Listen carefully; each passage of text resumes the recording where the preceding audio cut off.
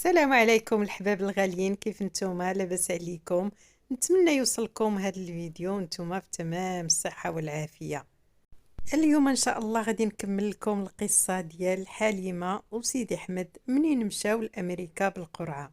بلا ما نزيد نطول عليكم غنكمل لكم القصة انا وسيدي احمد منين مشى هو الاول لامريكا وعلى ما لقى الدار، ومن بعد مشيت انا والدراري والتحقنا به والحمد لله. واخا كانت الهجرة زعما صعيبة، راكم عارفين اللي مجرب كتسمح في والديك تمشي وتخلي البلاد ديالك.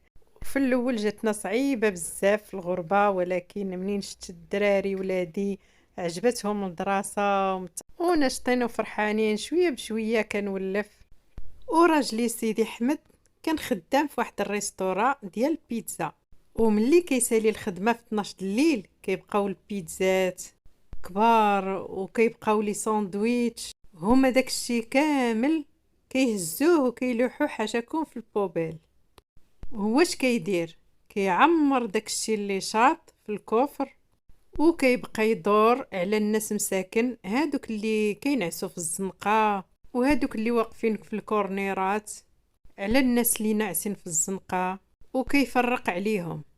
اش ولاو كيديروا داك الدراري اللي غير واقفين في الكورنيرات؟ كيقولوا له اي ادريس عندك خفتي منها وخفتي من ديك البلاصه، كيركبوا معاه جوج ولا ثلاثه ولاو بحال الا حاميينو، وكيخدم في الثلج وكيخدم في البرد وكيجي للدار ما كيوصل حتى الوحده الليل، وكنبقى مخلوعه عليه وعقلو مزيان. منين قلت لكم كيخدم في الثلج، منين بقالو سيمانه يموت جابوا لي انا طبيبه نفسانيه تهضر معايا. ملي غنقول لها هاد الشيء اش غادي تقول لي الطبيبه غادي نقولها لكم. المهم كنجيو للمغرب كل 9 شهور، حيت ما قدرش انايا كنت كنجي كل عام. من بعد ما بقيناش كنقدروا نجيو كل عام، من بعد ولينا كنجيو كل عامين كل 3 سنين. بدات المسيره كنخدم انا وكيخدم هو والوليدات كيقراو، الدنيا بخير. ومني كنجي للمغرب عزيز عليه الناس وعزيز عليه يجمع الناس، عزيز عليه يعطي وعزيز عليه يجيب الكادو، يتحاسب معايا في حتى شي حاجه. داكشي اللي كيجيبوه حتى داك الصريف كيحطوا فوق منه فوقاش كيسولني شنو عندنا. حتى كنجيو للمغرب وكيقول لينا واش هاد الفلوس غادي يكفيونا الا مشينا بحال دابا هكا للمغرب. مسكين ما عمرو ما تحاسب معانا، ولا يقول لي اش درتي بالفلوس، ولا لما عطيتي الفلوس دار والديه انا اللي صلحتها وفرشتها وما كيقول لي حتى شي حاجه. عفاش مشينا للمغرب كانت عجوزتي مريضه وداها واحد ولدها للجابون ودار لها واحد العمليه في الراس ديالها، كانت ولقيت الدار حالتها لا حاله، الفراش ضاع، ولات المهم خصها الاصلاح وصلحتها. وقلت هاد السيده هادي غنرد لها غير شويه من داك المعامله اللي تعاملت معايا وداك الشيء اللي كانت تدير معايا. وجاو دخلوا لدارهم وما عرفوهاش، تعودتها كامله من أ حتى لزاد وما كيسولني على حتى شي حاجه. اي حاجه بغيتها لدارنا ولا شريت شي حاجه ما عمرو ما كيسول. المهم عنده هو يكون كل شي فرحان وكل شي ناشط. كان الشعار ديالو في الحياة إلا كنت يا حليمة سعيدة فأنا راني سعيد. المهم مشات الأيام كان نجيو تبارك الله للمغرب برزقنا، عطاتنا هاد البلاد اللهم لك الحمد، بنينا دارنا تما، عطانا الشيخي طرف الأرض وبنينا حداهم، وحتى حنا بنينا فيلا ديالنا لاصقة عليهم وكنمشيو ليها وكنتجمعوا كاملين وكل هالعائلة كتجمع عندنا. تا خوتي اللي في الخارج فاش كيجيو مع ماتو والديا كيقول لهم هنا غادي تبقاو تجمعوا كاملين. المهم دابا غادي نبدا لكم في 2009 دار واحد العمليه كبيره. هذيك العمليه جاه البلوكاج في رجليه، هو كان كيكمي الكارو، كيكمي بكيه في النهار وداك الكارو دار ليه بلوكاج في رجليه. دار واحد العمليه خطيره في رجليه باش سرحوا ليه داك العروق ديال رجليه. اما وكان في المغرب غيتقطعوا له رجليه حيت ما بقاش كيدوز فيهم الدم. الا حكيت لكم على المرض ديالو وقعوا له شي معجزات راه ما غاديش تصدقوها. في 2009 بدا المرض ديالو ودخلت العالم للسبيطارات. المهم اول حاجه كيحس بها هكا الا خرجنا كيبقاو يضروا رجليه. كان تبارك الله صحيح ما عنده حتى شي حاجه، كان ما كيشرب حتى الحبه نتاع الراس ما كيشربهاش، وكيخدم تبارك الله وكيضرب السوايع. المهم في 2009 قالوا له دير امبيلون، وعطاتو الطبيبه وقالت له دير ليا بعدا تخطيط ديال القلب. مشى هو للخدمه، ومن الخدمه قبض نص ساعه ومشى عند طبيبه القلب. ديك طبيبه القلب منين مشى عندها دارت ليه التصاور، دارت ليه الاكيجي، دارت له شحال من حاجه. قالت ليه دا انت خصني نهبطك دابا فوق الطبله دير العمليه. قال لها اش كتقولي؟ قالت له راه عندك بلوكاج في القلب، عندك بلوكاج في القلب، خصك تهبط دابا. وبقى كيضحك هو. قال لها ما يمكنش حتى الغدا. قال لها خصني نرجع، راه خليت الطوموبيلتي حدا السبيطار غيهزوها ليا. المهم قالت له ما نقدرش نطلقك، الا طلقتك ومتي انا هي اللي المسؤوله. ديك الساعه عيط عليا انا في التليفون وكنت خدامه، قلت له ما يمكنش، كيفاش غتدخل دابا دير العمليه؟ وقلت له ما تزربش خليني غير نوصل عندك.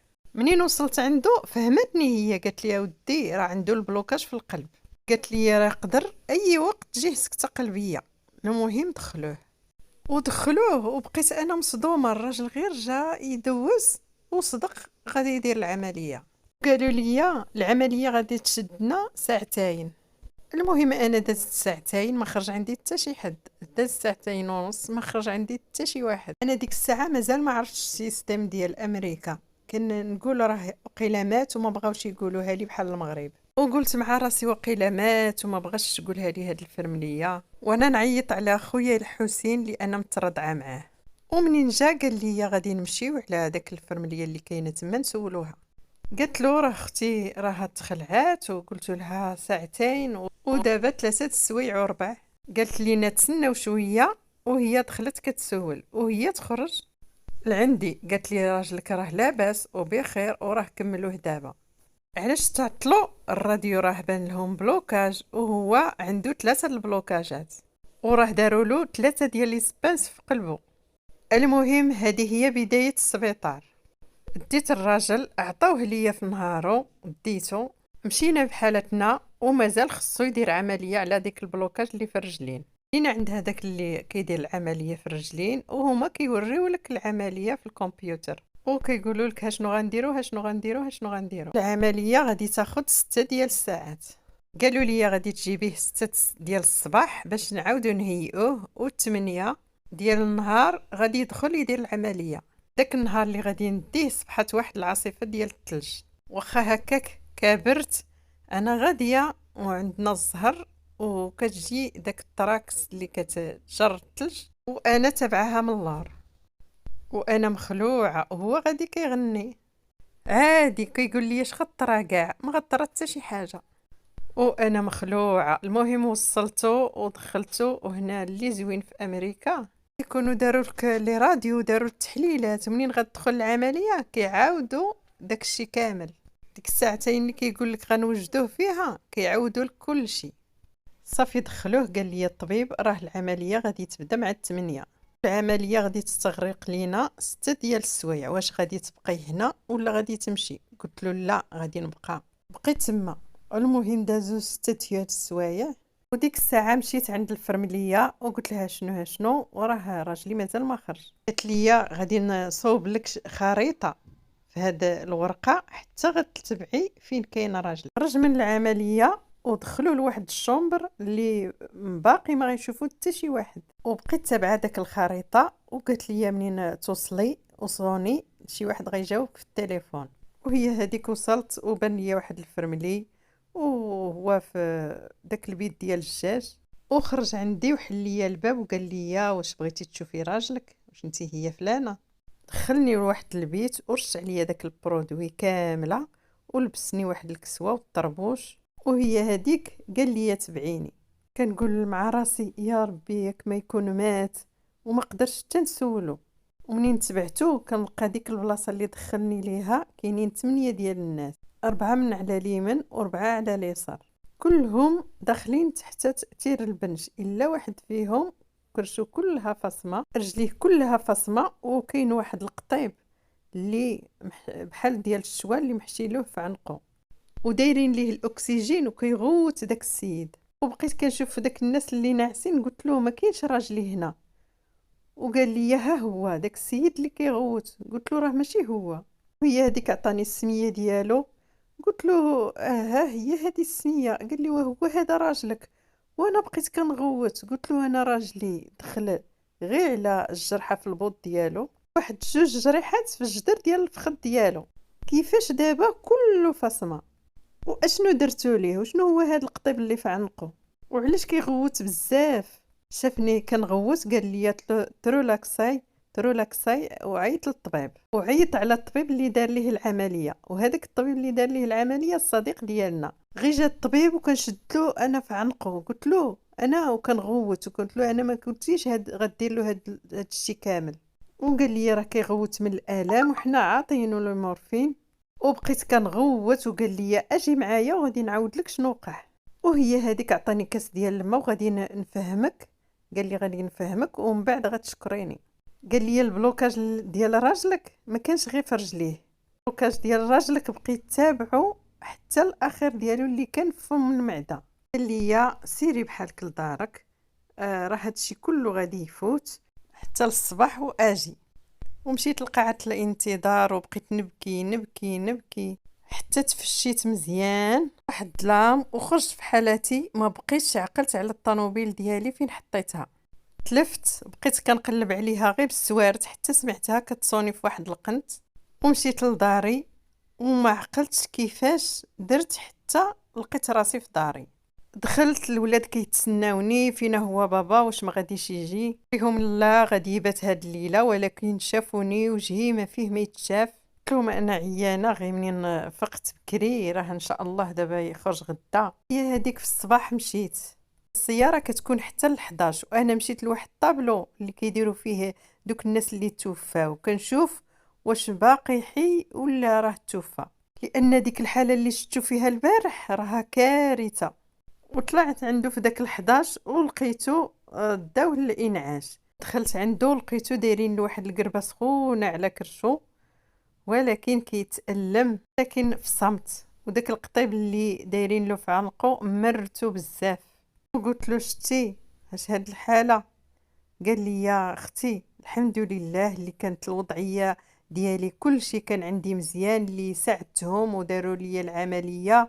هي ما تقلقي ما تبكي، كل شيء غادي يفوت. اهم حاجه درت العمليه على خير وبخير. ومسكين لقيته هو اللي كيهدني وعنده واحد الالم ربي اللي عالم به، ولكن في صمت. المهم دوزنا 5 ايام في السبيطار وعراو له داك. وغادي نعاود لكم بالضبط كيفاش. شفتوا ديك الجاكيطه اللي عندها السنسله بحال الا داروا ليه السنسله في كرشو، كرشو من الفوق حتى لتحت. لينا الطبيب الا قطع الكارو راه مزيان، الا عاوتاني رجع للكارو راه 15 عام عاوتاني غادي يعاود هاد العمليه. بالفعل دوزنا اللي كتب الله في السبيطار وجينا بحالتنا لدارنا. استرجع تبارك الله صحته ولا لاباس عليه تبارك الله. رجعنا كنخدمو، درنا البيزنيس ديالنا، درنا البيتزا ريستورون وبقينا كنخدمو فيها، وشرينا الدار هنايا في امريكا. نعاود لكم على الجيران اللي بكاو عليه مساكن بالدم. انه بالاولى فاش شرينا دارنا وتحولنا وداك الجيران ما حملوناش. علاش؟ حيت انا كنت لابسه الدره. من بعد التعامل ديالو ديال وليداتي وديالي ولاو كيحماقوا علينا. شنو هو التعامل؟ حيت كانوا ساكنين ناس كبارين حدانا، والنهار اللي حاشاكم كنخرجوا لابوبيل كنخرجوا لهم حتى ديالهم. ومنين كتكون العواصف ديال الثلج بزاف كنوضوا بكري وكننظفوا قدامنا وكننظفوا قدام جيراننا. شوفوا الدراري ولادي جايبين الصخره ولا شي حاجه كيمشيو كيهزوا معاهم، ولا راجلي كيجلس في الباب كيجمع معاهم كيخرج اتاي. وقالوا له في الاول الحقيقه ما بغيناكمش، ولكن نتوما هما النيبروان ديال هاد الحومه هادي. منين قالوا له كيفاش هاد التعامل هذا؟ قالوا له حنا مسلمين والنبي صلى الله عليه وسلم وصانا على 7 جار. المهم بقينا خدامين. فاش وصلت 2012 صافي بدا المرض، البيزنس ما بقيتش قاده عليه بوحدي. كنا خدامين من 6 الصباح حتى ل1 د الليل، وهي هذه كلنا خدامين هكا غير عادي. وبعدا نقول لكم الدار ما كانتش كتخوى عندنا، ديما هو كيبغي يستقبل الناس في دارو، اللي جا ما عندوش فين يمشي كيستقبلو في الدار. ودابا عاد غادي تبدا المأساة الكبيرة. 2012 فيفري نهار عيد الحب توفى الاب ديالو وخصو يمشي للمغرب. المهم قطعنا البي بالزربه، مشى للمغرب على اساس يجلس شهر حتى يدفن الاب ديالو ويجي. مشى حضر ودفنوه وجلس 21 يوم وهو يعيط ليا، قال لي حليمه غادي نجي. قلت له مازال ما كملتي الوقيته ديالك؟ قال لي لا خصني نجي.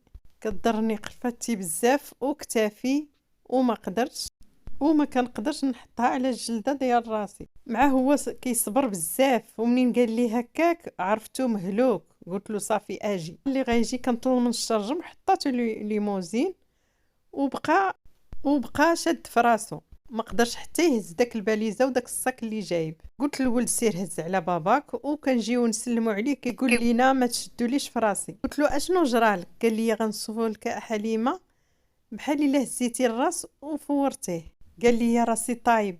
المهم دخل ارتاح، لغد ليه. قلت له نمشيو للسبيطار. مشينا لواحد السبيطار غير حدانا وشدوه، قالوا لنا راه خصو يتفحص كامل. ملي شدوه في داك السبيطار لقاو التيمور عنده كبيره في الريه، وكان محظوظ. الكونسير ديال الريه ما كيعطيكش الوقت حتى كيلقاك راك مشيتي. داك التيمور هي اللي عطات له الحريق في الغشا ديال القلب في قرفاتو، وقاست ليه الغشا ديال القلب وديتو غير للسبيطار اللي حدانا، والاطباء ديالو راه في السبيطار اخر بعيد. قلت لهم انا غنديه للاطباء ديالو. قالوا لنا ما كاين مشكل وصيفطونا باللابيلونس. ومنين ديتو لداك السبيطار اللي فيه الاطباء ديالو باش يعرفوا هذاك سرطان ولا ماشي سرطان، حكم بزاف د الحاجات خافوا على القلب ديالو، وباش يديروا البيوكسي خافوا على القلب ديالو. المهم فينالمون جوج بروفيسوره ديال القلب غندخلوا معاك وغنحضروا معاك العمليه باش دير الفيوكسي. خصنا نديروا الفيوكسي باش ما كان. داروا له العمليه وخرجت الفيوكسي كونسير. عيط علينا قال لينا خصكم تجيو. قلت له امضرا داك الفيوكسي واش مزيانه؟ قال لي حتى تجي ونهضروا. انا قال لي حتى تجي ونهضروا، ما كانش السرطان كيقولوها، وإلا كان كيقولوا لك حتى تجي. مهم كيسول واش عندكم وليدات صغار. المهم فينالمون قال لينا راه الكونسير اللي هو خايب وكيكبر في بواحد الطريقه بسرعه. وما نكذبش عليكم على احساس، هو كيشوفني حالتي وكيقول لي حليمه تبتي راسك، واللي دارها الله هي اللي غتكون. قال لي اللي عطى الله هو هذا، خلي البكا وخلي كل شيء وغادي نشوفوا شنو غادي نديروا مع الطبيب. مولاي حمد كان كيجيه الحريق بزاف في قرفاتو وكيعطيوه داك الدواء ديال الالام. قال ليه انا الطبيب ديال الالام وانا اللي غادي نكونترولي لك الالام ديالك حتى يبدا معاك الطبيب ديال الكونسير. وداك الطبيب اللي غادي يتبع معاه عطاني النمره التليفون ديالو وقال لي تكستيني فين ما يكون عنده الحريق مجهد. المهم ديتو بقيت كنعطي في الدوايات وما نقولش لكم تقلبت حياتنا راسا عن عقب. المهم عطيتو داك الدواء ديال داك الالام وما كيجيهش مازال الالم. وداك الطبيب تيكستاني فاش ما عيطلوش مع 12 ديال الليل. قال لي واش باقيه فايقه؟ قلت ليه مازال فايقه. قال لي واش ممكن نعيط لك في التليفون؟ قلت له قلت ليه انا عيطت غير باش تسول واش فيه الالم ولا لا. قال لي غادي نجاوبك بسؤال، واش انتي تقدري تنعسي ولدك حداك وفيه الالم؟ قلت ليه لا. قال لي حتى انا ما نقدرش نعس والمريض ديالي فيه الالم. قال لي انا كنتواصل مع المرض ديالي كاملين وكنشوف واش فيهم الالم ولا ما فيهمش الالم. قلت ليه انا لا راه ناعس وما فيهش الالم. وقال لي فرحتيني وتصبحي على خير. شوفوا التعامل كي داير. والعائله ديالي منين كنكون كنبكي كيقولوا لي واحد الهضره، كيقولوا لي بكي الا كنتي في المغرب تما ما تبكيش. المهم وصلت نهار اللي غنمشيو عند مول الكونسير. شافنا مول الكونسير ورانا ديك لا تيمور هو الورم ديال السرطان. ومنين شفت ديك لا تيمور كنت غادي نسخف، كبيره قد القلب. دابا حنا عرفنا النوع ديال الكونسير وغنديروا لا شيميوثيرابي والراديو ثيرابي. قالوا لينا غادي نعيط لكم دابا على الراديو ثيرابي باش يحدد لكم الحصص ديال الثيرابي. وديك الساعه كان مولاي حمد باقي صحيح، لو غادي تبقى تهبط لتحت دير راديو ثيرابي وطلع عندي وندير لك الشيميو ثيرابي. مول الراديو ثيرابي عطاه 52 حصه، ومول الكيموثيرابي عطاه 20 حصه. كنا كنهبطوا لتحت كنديروا راديو ثيرابي، وكنطلعوا للفوق كنديروا شيميو ثيرابي. وسرطان الرئه اول ما كيمشي للمخ، وقالوا له خصك دير الراديو على المخ ديالك. وداك الساعه فاش كنتسنى في قاعه الانتظار عشت فيلم امريكاني. ملي كتشوفوا الاطباء كيتجارى وكل شيء كيجري، جارين هذيك باش كيضربوا القلب، انا جالسه ساهيه وكنبكي وكنسمع في داك ستيكر كيقولوا كاع الطبيب اللي ما عندوش في يديه شي حاجه مستعجله يتوجه للشومبر الفلانيه، راه بدايه سكته قلبيه. كيبانوا ليا كاع الاطباء كيتجارى وجرين داك الصدمات القلبيه وكل شيء كيجري، واحد الرعب نايض في السبيطار. داك الناس اللي معايا في قاعه الاستقبال ناضوا كيشوفوا شنو واقع. انا بقيت جالسه ما نطش شويه كتار داكشي، وانا نوض قلت حتى انا نوض نشوف اش واقع. انا جيت نوض وواحد الفرمليه شدتني من كتفي قالت لي انتي ما تخرجيش وانتي راه غنحتاجوك. قلت لها علاش غتحتاجيني انا؟ قالت لي راه راجلك اللي نايض عليه هادشي هذا راه عنده بدايه سكته قلبيه. وبديت انا كنغوت وكنقول لها واش مات، وهي تقول لي اجي نديك عنده راه باقي في الحياه، باقي ما ماتش. نغوت والسنان ديالي كيتقرقبوا، لحت الصاك لحت كل شيء ودخلتني لقيتهم غاديين بيه كيجريو. طليت عليه بحال كيلحق وكنغوت، والفرمليه كتقول لهم راه هادي مراتو.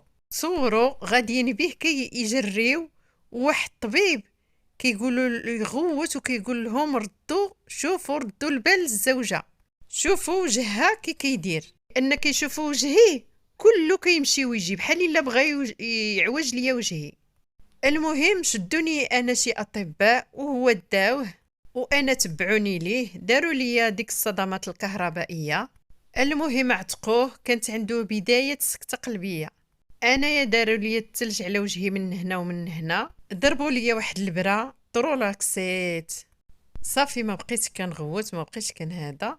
واحد الساعه وكيجي عندي الطبيب وكنقول له فين هو راجلي؟ قال لي راجلك راه مزيان تعتق، انا غنحيد لك الريدو، حيت كانوا دايرين حدايا بيني وبينه غير الريدو. قال لي غنحيد لك الريدو غتشوف فيه الامور مزيان وما كاين حتى شي حاجه، لاكسي وما كاين حتى شي حاجه. جري الريدو وقال لي مالك غادي يعوج لك وجهك على والو؟ قال لي راني شتك متبعني وهداك الشيء كله واقع ليه، وقال لي غادي يعوج لك وجهك على والو؟ هادشي كله اللي انت فيه وبدايه سكته قلبيه وكتقول لي على والو؟ كي دايره عندك انت بزاف كي دايره؟ قال لي وصافي راه ما طرت حتى شي حاجه. قلت له دابا شتي شنو غندير؟ غادي نطلع عند مول الراديو ثيرابي. انا تعطلنا وقلت له غادي نمشي ونقول ليه لان راك انت هنايا.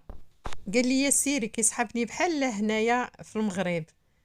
وطلعت في السنسور، قلت للطبيب ديالو راه هو في المستعجلات وما غاديش يقدر يدير راديو ثيرابي.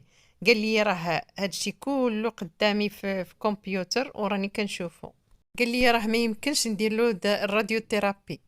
قلت له علاش؟ قال لي الا ما عطانيش الطبيب ديال القلب الانطلاقه باش ندير له الراديو راه ما غنديرلوش، القلب ديالو ما استحملش شينيو وغنزيد له الراديو ثيرابي. وقلت له شنو المعمول؟ قال لي الحل هو اللي عطاني الطبيب الاوكي. قلت له الا ما عطاكش وهو يضربني يا خوتي بموس. قال لي الا ما عطاكش الاوكي غادي يبقى تحت الدواء ديال الالام حتى للنهايه. ايوا يا خوتي واش غنقول لكم؟ قال لي غادي يبقى بالدواء ديال الالام حتى يموت، واش غندير؟ ومشيت كنبكي وكنغوت وكنبكي، ومنين كيوصل لاسانسور لتحت كنعاود نطلعو، وملي كنطلع للفوق كنعاود ننزل لتحت وتنبكي كنقول دابا الا ما عطاناش الاوكي حيت عنده الكونسير خايب كيكبر بالزربه، وكنقول صافي غادي يمشي. واش غندير انا؟ طاحوا لي في بالي بزاف د الحوايج. المهم بكيت حتى شبعت البكا في داك لاسانسور وغسلت وجهي ومشيت عنده. قال لي مالكي كتباني بحال الا باكيه. قال لي شنو قال لك الطبيب الفوق؟ قلت له الطبيب الفوق كيتسنى غير يقول لنا اوكي وغتطلع دير الدواء. قال لي دابا داكشي اللي داز راه داز صافي بدلي الساعه. قال لي كل شيء غادي يكون مزيان وحنايا دابا بين ايادي الله وبين ايادي امينه، وراه شوف شحال مجموعين عليا من طبيب ولهذا غيكون غير الخير. وقال لي عافاك حليمه ما تبكيش، هو اعدى حاجه عنده هو يشوفني كنبكي. كيقول لي راه ما كنبغيش نشوفك كتبكي. ما بغيتش نقول له راه قال الطبيب راه الا ما عطاش الاوكي راه ما غاديش دير الدواء. صافي بقيت جالسه حداه وباغيه نبكي وما قاداش حيت هو ما باغيش يشوفني كنبكي وكيصبرني كيقول لي ان شاء الله ما يكون غير الخير، ماشي المرض اللي كيقتل راه العمر اللي كيقتل، وهذا ابتلاء صيفطوني لنا الله واحد الوقيته وكيجيو كيقولوا له غنطلعوك الفوق. وانا كنفرح ما بغيتش نقول له راه ها شنو كان واقع ها شنو كان واقع. صافي طلعوه الفوق وقال لي الطبيب راه عطانا اوكي مول القلب وغادي نبدا ليه الدواء، وكل اثنين غنوريكم داك لا تيومور كي ولات ما بين لا شيميو وما بين لا تيومور. وبدا داك راديو ثيرابي ويا خوتي حرقت ليه مسكين كلشي لداخل، ولات عنده لداخل تروازيام دوغري، كلشي تحرق ليه من الداخل ما بقاش مسكين قادر يشرب الماء. شتيو الماء كيقول لي يا مسكين بغيت نشرب برمه ديال الماء وما قادرش يشرب مسكين، ولاو معلقين ليه غير السيروم وعايش غير بالسيروم، ما بقاش كياكل ما بقاش كيشرب الماء. ومن الاثنين للاثنين كيوريونا لا تيمور كيفاش ولات. لا شيميور قتلاتو مع عاطين له اندوز مجهده ودايرين له تريتمون شوفال وتهلك ليا بزاف وكملت وجملت مشى ليه الصوت. قال لي الطبيب داك لا تيمور هي اللي كتحيد داك الاحبال الصوتيه. قلت له شنو الحل؟ قال لي غادي يكون الحل ولكن حتى نساليو طريطمه. الحل هو الجراحه. وشرح لينا الطبيب ديال الحنجره وقال لينا راه كاين الحل، راه كنبدلو داك لاكورد وكنديرو وحده اخرى وكيرجع ليه الصوت ديالو، ولكن حاليا ما نقدروا نديرو حتى شي حاجه حتى نساليو الدواء، والدواء راه باقي معطل. قلت له غادي يبقى مسكين هكا حيت ما يمكنش تسمعو حتى تحطلو الودن ديالك في فمو عاد سمعو. كنمشيو كل نهار للعلاج ولكن تبارك الله داتو استجبات مع الدواء، وكل اثنين كيوريونا داك لا تيمور وكتبان لينا كتنقص غاده وكتنقص. هي هذيك فاش ديتو عند الطبيب وهو سيدي احمد يهضر ونطق الطبيب قال لي ها هو هضر وشنو درتو ليه؟ قلت له انا ما درنا حتى شي حاجه، العمليه راه مازال ما درناها، هي هذيك عيط لداك اللي غيدير له العمليه ديال الاحبال الصوتيه. جا قال له راه كيهضر، قال له راه 1 في المليون اللي يمكن غادي يبرى بلا ما يدير العمليه. قال لي راه كتوقع 1 في المليون وما عنديش شي تفسير طبي اخر غادي نقوله لك. وملي كملنا الدواء وسالينا فعلا بدلو داك الاحبال الصوتيه ورجع صوتو كي كان، حيت كان غير كيهضر مبحبح بحال الا ضربوا البرد. هذه المعجزه الاولى اللي قلت لكم وقعت لسيدي احمد، 1 في المليون اللي كيرجع له الصوت وما كيديرش العمليه. بقاو غاديين معاه وداتو تبارك الله استجبت مع داك الدواء، وداك لا تيمور اللي كانت قد القلب ولات قد العدسه. والحل هو بداو كل 3 شهور يديروا له سكانير ويشوفوا الا بدا كتكبر وغادي عاوتاني نضربوها. قالوا له غتبقى دير جرعه واحده كل 3 سيمانات غدور لك في ذاتك. صافي تبارك الله ولا لاباس عليه وربى الصحيحه وفرحنا منين داك الكونسير كان قد القلب ولا قد العدسه. و2013 كنوجدو غنمشيو للمغرب، اول مره غنمشيو من بعد المرض ديالو. المهم خرج هو شرا داكشي اللي خاصنا واللي غادي نديو فرحانين. واول مره منين بدا العلاج العائله كامله فرحانه كتسناه في المغرب، ولكن خصو يدير الراديو قبل ما نسافروا. باش يشوفوا داكشي فين وصل. ومشيت انا لخدمتي، هو دا الولد للمدرسه وقال لي غندير لا راديو ونرجع نجيب الولد من المدرسه. يدير ديك لا راديو مولف غير كيسالي لا راديو كيعيط عليا. هنا غادي نعاود لكم داكشي اللي قلت لكم راه ما غاديش تصدقوه. مولف فاش كيمشي يدير لا راديو كيسالي كيعيط عليا. مشى في 11 وعنده ثلث ساعه وغيسالي. وصلت 12 ما عيطش، وصلت الوحده ما عيطش، وصلت الجوج ما عيطش، وكنعيط ليه انا ما كيجاوبنيش وتخلعت مزيان. المهم عيطت على الولد الكبير قلت له سير جيب خوك. وصلت للدار وكيبان ليا 50 ميساج من داك الطبيب اللي هو فيه كيعيطوا عليا. هزيت التليفون وهي هذيك قالوا لي خصك تجي دابا. قلت لهم شنو واقع؟ قالت لي هذيك ما عندناش الوقت فين نشرحوا لك، كيتجي دابا. وهزيت الطوموبيل. المهم انا غاديه شاده الطريق وكنعيط على خويا نور الدين. فاش وصلت قالوا لي سني لينا راه راجلك غيدير العمليه على القلب. قلت له كيفاش غيدير العمليه على القلب؟ وسكت القلب وعياو كيضربوا فيه وكيضربوا في القلب وكيضربوا في القلب والو. نص ساعه خوتي هما جاو غيغطيو له وجهه بحكم كيمشي لداك السبيطار وكيديو لهم الماكله ومصاحب مع داك الاطباء. ودايزه واحد الطبيبه غير بالصدفه لقاتهم غيغطيو له وجهه. قالت لهم هذا راه صديقي اشنو مالو؟ قالوا لها اش وقع اش وقع؟ قالوا لها راه نص ساعه دازت راه صافي. قالت لهم عطوني داك الصدمات الكهربائيه غير نجرب. الضربه الاولى هو يخدم القلب، خدم القلب، ولكن وقعوا مشاكل. شنو هما المشاكل اللي وقعوا؟ وهو داكشي اللي في الذات ديالنا كله هبط ليه للصفر. اشنو داروا ليه في واحد الباياس ديال الثلج وحطوه في داك الباياس وداروا له التنفس الاصطناعي وبداو عاد تيزرعوا ليه داكشي اللي قلت لكم. وعلاش داروه في الثلج؟ باش ما يخناش ليه اللحم ديالو. وهنايا غادي نقول لكم بالسلامه باش ما يجيش الفيديو طويل ومازال ننتظروا المعاناه ديالي مع الزوج ديالي بين السبيطارات في امريكا. الى اللقاء.